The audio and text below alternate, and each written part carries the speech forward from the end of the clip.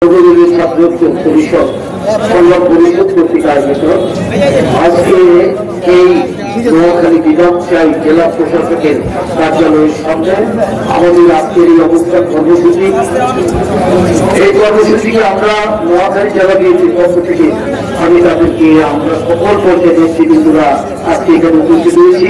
বিশেষ করে আমার দল বাংলাদেশ জাতীয়তাবাদী দল, যুব দল, স্বেচ্ছাসেবক দল, শ্রমিক দল এবং মহিলা দল, অঙ্গ সকল ছাত্র দলের নেতৃবৃন্দরা আজকে এই বিপর্যয় দাবিতে তারা একত্রিত হয়েছে। বক্তব্যের মধ্যে আপনাদেরকে আমরাও দাঁড়িয়েছিলাম আপনাদের পাশে আমাদের কাছে।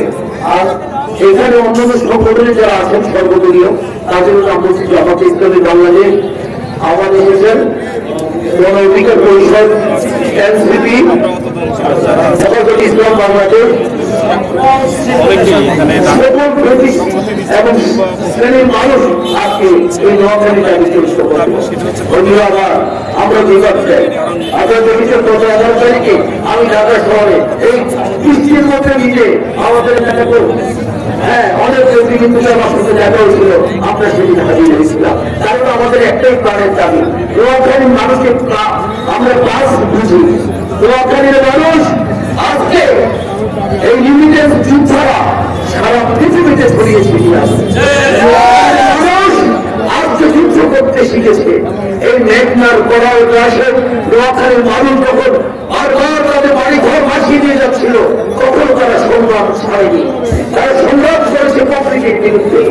আর আল্লাহর কাছে দোয়া করেছে এই নোয়াখালীর পুরনো শহর আজকে ভেঙে খানখান হয়ে গেছে। এই ন্যায্য গেছে সেটাও ইতিহাস আপনারা জানেন।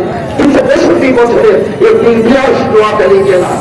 এটা আজকে নোয়াখালী ছিল, নোয়াখালী থেকে আলাদা হয়েছে আজকে ফেনী এবং লক্ষ্মীপুর।